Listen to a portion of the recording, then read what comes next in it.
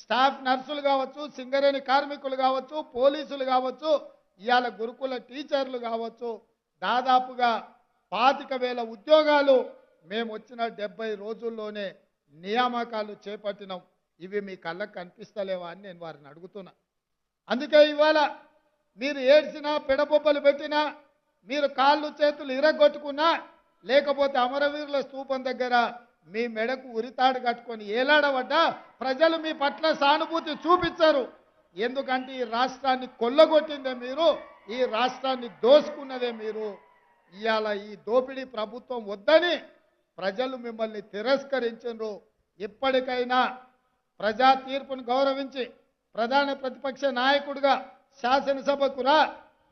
ఈ నియామకాలకు ఉద్యోగ అవకాశాలు వచ్చిన ఈ విద్యార్థులను అభినందించు. ఈ గురుకుల పాఠశాల ఉపాధ్యాయులు